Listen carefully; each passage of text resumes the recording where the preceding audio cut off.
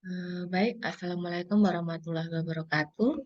Pada kesempatan ini kita akan membahas tentang materi asosiasi. Tapi sebenarnya akan lebih baik jika sebelum mendengarkan penjelasan ini, Anda mendengarkan penjelasan tentang pengerjaan worksheet-nya, yaitu memahami tahapan asosiasi dengan mengerjakan worksheet. Itu yang harusnya sebelumnya didengarkan atau dilihat.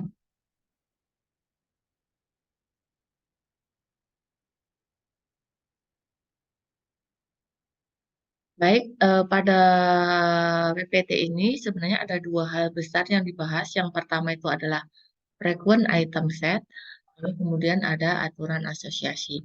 Yang mana ini juga menjadi dua bagian besar dari asosiasi, yaitu di dalam asosiasi itu dua hal yang kita lakukan. Itu yang pertama adalah menentukan frequent pattern, pola yang sering muncul, lalu kemudian ketika sudah ketemu yang sering munculnya, baru kita akan tentukan aturan asosiasinya.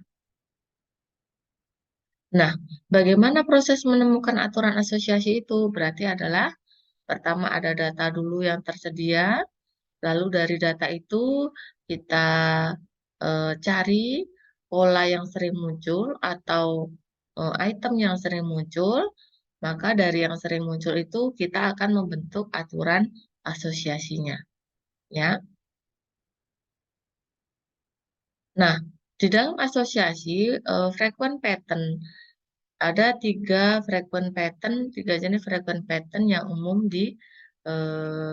cari tahu. Yang pertama itu ada frequent item set, lalu kemudian yang kedua ada frequent subsequence, lalu yang ketiga ada frequent substructure.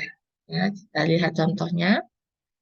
Ini adalah frequent item set, yang mana di sini item setnya itu ada blues misalkan, atau mungkin dua item setnya misalkan jeans, shorts, misalkan, atau empat item setnya misalkan jeans, shoes, shorts, dan t-shirt. Ya, ini adalah item setnya. Yang mana yang sering muncul, kira-kira seperti itu. Nah, kalau ini adalah frequent subsequence atau sub urutan. Kita mencari sub-sub yang sering muncul. Ini ada dari A, terus ke AB, terus ke BCD, lalu ke E. Dia transaksinya. Ini juga bisa dicari yang mana yang sering muncul atau sering terjadi. Lalu kemudian ada frequent substructure. Di sini ada misalnya ada graf atau data berstruktur.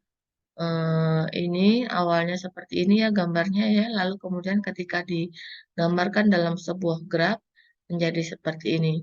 Maka kita juga bisa mencari graf mana yang sering muncul atau substruktur mana. Misalkan substruktur yang seperti ini, berapa kali frequentnya atau supportnya, berapa kali dia sering munculnya, dan seterusnya. Ini ya, ini yang tadi ini adalah dari sini lalu kemudian transformasi. Ini adalah substrukturnya ya, substrukturnya. Ini berapa supportnya dan lain sebagainya. Oke, kita diskusi dulu. Lalu kalau pada pengerjaan worksheet kita sebelumnya, itu berarti kita menggunakan frequent apa? Menggunakan frequent yang beli gula, kopi, susu, itu berarti adalah frequent item set, ya, yang kita bahas di worksheet-nya itu. Oke, kalau tadi adalah menentukan frequent pattern atau pola yang sering muncul dengan kita menghitung supportnya, ya, presentasi kemunculannya. Lalu bagian yang kedua adalah aturan asosiasi. Setelah kita menentukan frekuennya atau pola yang sering munculnya, kemudian kita menentukan aturan asosiasinya. Contohnya di sini adalah jika membeli teh, maka membeli gula. Jika membeli roti dan susu, maka membeli gula. Jika membeli susu, maka membeli gula dan roti. Ini adalah contoh-contoh aturan asosiasi di dalam transaksi penjualan. Nah, eh, untuk algoritmanya, ini ada FP group, ada a priori, dan lain-lain. Yang kita bahas, yang kita gunakan pada mata kuliah ini adalah algoritma a priori. Nah, istilah-istilah yang ada dalam algoritma a priori, yang pertama itu ada support ya, support atau penunjang. Support ini adalah persentase frekuensi item set dalam data. Seberapa persen dia sering muncul. Misalkan kalau transaksinya 10 transaksi, lalu kemudian dia muncul sebanyak 4 kali, maka supportnya adalah 4 dibagi 10. Sama dengan 4 dibagi 10 dikali 100%. Supportnya adalah 40%. Nah, tapi kalau misalkan jumlah transaksinya ada 100 transaksi, lalu dia muncul sebanyak 10 kali. Nah, maka supportnya adalah persentase kemunculan dia adalah 10 dibagi 100 kali 100% sama dengan 10 ya. Ini adalah support frekuensi kemunculannya, persentase frekuensi kemunculan. Lalu kemudian ada confidence. Confidence ini adalah kalau nilai confidence-nya semakin besar, maka hubungannya semakin kuat. Aturannya semakin kuat ya, gitu ya. Asosiasinya semakin kuat. Nah, untuk rumus confidence, ini ada jika maka. Jika A, maka B. Confidence dari jika A, maka B, itu adalah frekuensi A dan B-nya berapa kali muncul bersamaan. Dibagi dengan frekuensi A-nya atau yang sebelah kiri. Jadi frekuensi yang sering munculnya ini semuanya dibagi dengan frekuensi A-nya ini. Contohnya, di sini kita mau menentukan support dari jeans. Berapa persen support dari jeansnya. Jeans muncul 1, 2, 3, 4, 5, 6, 7. Transaksinya ada 10, berarti 7 per 10 dikali 100% sama dengan 70%. Lalu kemudian ada shoes dan t-shirt. Shoes ada shoes t-shirt 1, shoes t-shirt 2, harus yang bersamaan ya, shoes t-shirt 3, 4, 5. Maka 5 dibagi 10 kali 100%. Sama dengan 50%. Begitu juga, nah ini dia support dari jika jeans maka sus. Ini supportnya, berarti jeans sama sus bersamaan gitu ya. Jeans sama sus bersamaan ini. 1, 2, 3. Berarti 3 dibagi 10 kali 100%. Sama dengan 30%. Jeans, sus, t-shirt berarti bersamaan. Jeans, sus, t-shirt berarti ini 1, 2, 3. Sama berarti 3/10 kali 100% sama dengan 30%. Tentukan confidence dari A, berarti jika jeans maka sus. Berarti jeans sama susnya frekuensi jeans sama sus, gitu kan? Kalau ikut rumus confidence dibagi dengan frekuensi jeans. Tuh, K sama dengan jeans sus. 1, 2, 3. Berarti 3. Frekuensi dari jeans. 1, 2, 3, 4, 5, 6, 7. Berarti 3/7 kali 100. Hitung aja pakai kalkulatornya. Lalu kemudian jeans sus t-shirt berarti adalah frekuensi jeans sus t-shirt dibagi dengan frekuensi jeans sus.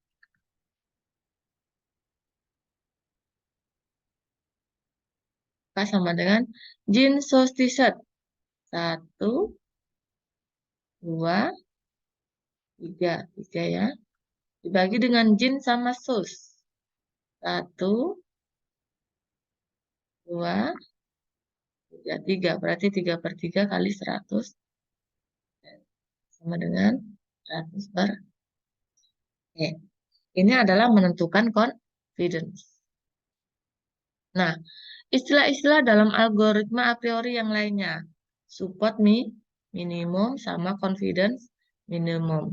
Ini adalah batas suatu item itu dikatakan sering muncul. Support minimum. Misalnya, transaksinya ada 10. Ada 10 transaksi. Nah, ketika kita menentukan support minimumnya adalah 40%. Misalkan support minimumnya adalah 40%.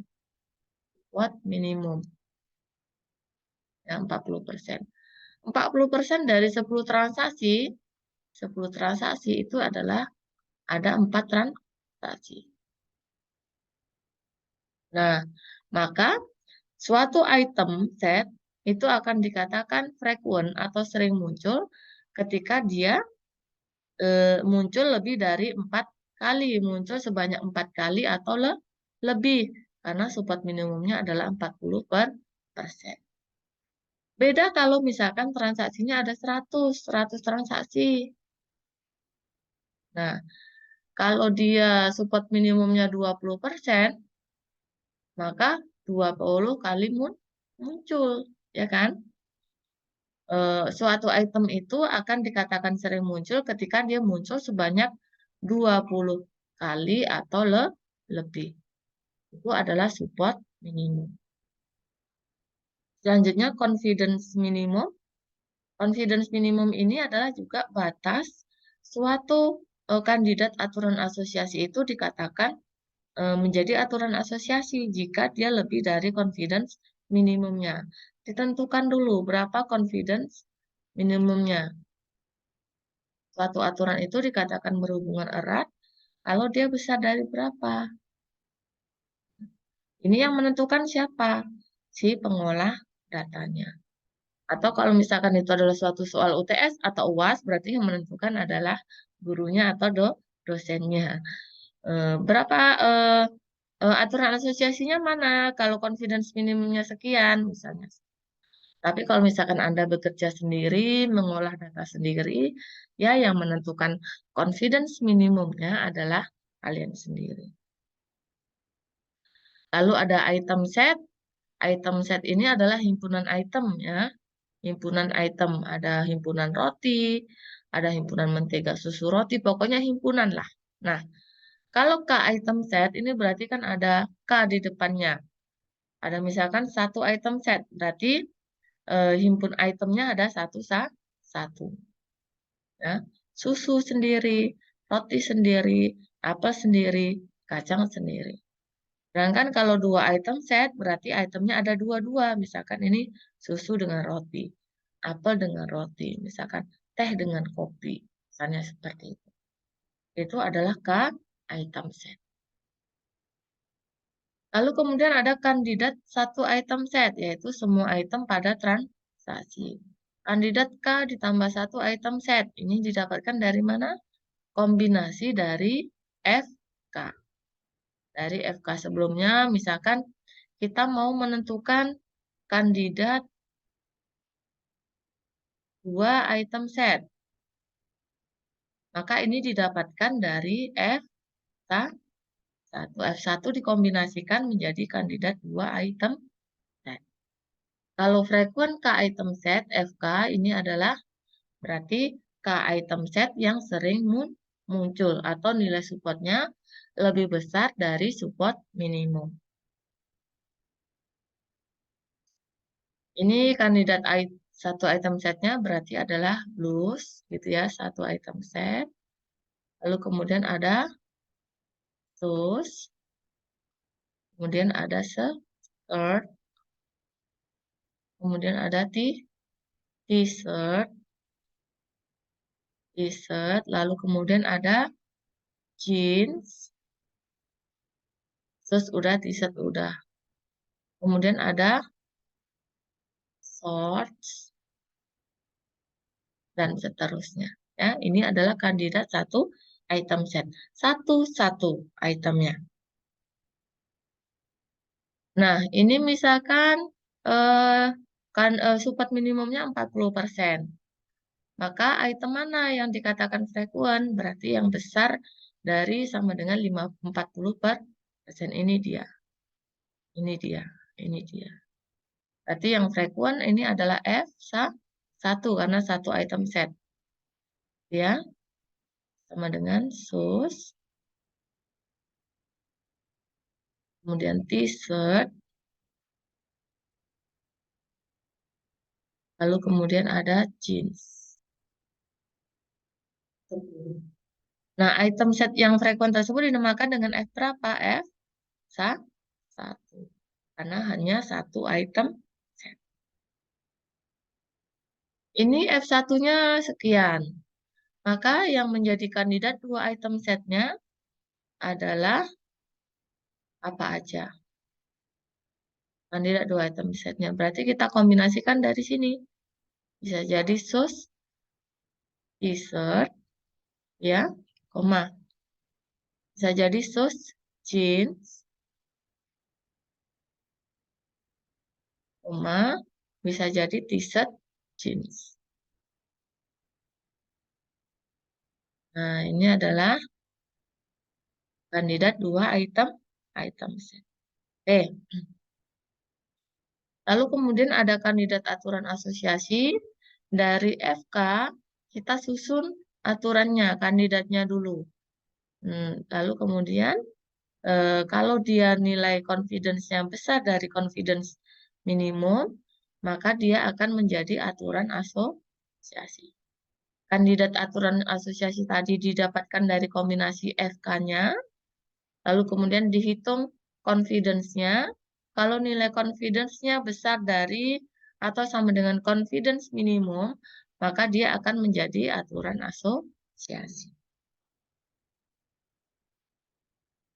Misalkan F2-nya adalah sus t-shirt sama t-shirt jeans. Ini ya F2-nya. Maka kandidat aturan asosiasinya apa saja? Berarti misalkan sus, jika sus maka t-shirt. Jika t-shirt maka jeans, misalnya dibalikkan. Terus jika t-shirt, sus, ini sus lah kebalik. Sus. Lalu kemudian yang ini lagi. Jika t-shirt, maka jeans. Ini adalah kandidat aturan asosiasi. Jika jeans, maka t-shirt misalnya. Nah, masing-masing dari kandidat aturan asosiasi ini dicari confidence-nya. Ketemulah confidence-nya ini, misalnya ini dari kombinasi dari F3 gitu ya. Kita punya confidence minimumnya, ini dulu ditanyain. Apakah ini F3-nya adalah seperti ini? Apakah ini bisa menjadi kandidat aturan asosiasinya juga? Bisa, ya kan? Karena ini adalah kombinasi dari ininya. Bisa. Jawabannya adalah bisa. Nah, ini misalkan confidence minimumnya 60%. Maka yang menjadi aturan asosiasinya mana dari kandidat aturan asosiasi ini? 60% berarti 100% masuk, ini masuk, ini masuk, ini masuk. Ini masuk, nah, udah ada ini berarti. Yang menjadi aturan asosiasi. Berarti yang confidence-nya besar dari sama dengan 60. Maka kalau diurutkan proses ini dari mana saja? Pertama, apa dulu yang kita tentukan? Ini, kan? Menentukan tabel tabular. Lalu dari tabel tabular, kita akan membentuk kandidat satu item set. Dari kandidat satu item set akan ketemu F1, frekuen satu item set. Ini nomor di. Dari frekuen satu item set, kita akan mengkombinasikannya menjadi kandidat dua item. Dari kandidat dua item set akan ketemu F 2 atau frequent 2 item set. Nih. Dari sini dikombinasikan menjadi ini. Nah, dari sini akan menjadi ini. Nah, setelah itu baru kita akan membentuk kandidat aturan asosiasinya. Setelah itu, mana yang besar dari confidence minimum, itu akan menjadi aturan aso. Ini adalah urutan proses tahapan di algoritma a priori. Nah, untuk penerapannya, kalau yang di contohnya tadi adalah transaksi di minimarket ya, orang jual pembeli di minimarket, oh ternyata itu orang kalau beli teh, ternyata juga beli gula misalkan. Nah, selain itu, penerapan dari asosiasi itu bisa di sini. Transaksi peminjaman buku di perpustakaan. Berarti kan transaksinya A pinjam buku bla bla bla bla. B pinjam buku apa saja. Nah, berarti pola yang muncul atau pola yang dihasilkan nanti adalah, oh ternyata orang itu kalau minjam buku, misalkan data mining, dia juga akan meminjam buku Python misalnya, dan seterusnya. Itu pola yang didapatkan. Atau data absensi elektronik karyawan. Misalkan menit 1, menit yang pertama, misalkan kan, menit yang pertama, menit 1, siapa saja yang absen? Misalkan Bejo, Rina, Sabu, misalkan. Menit yang kedua, siapa saja, gitu kan? Bla bla bla bla bla. Nah, nanti dikumpulkan akan ketahuan, oh, ternyata kalau Bejo itu absen, Rina juga absen. Kok gitu terus ya setiap hari ya? Apakah jangan-jangan dia nitip absen nih? Nah, itu pola yang bisa didapatkan dari ini.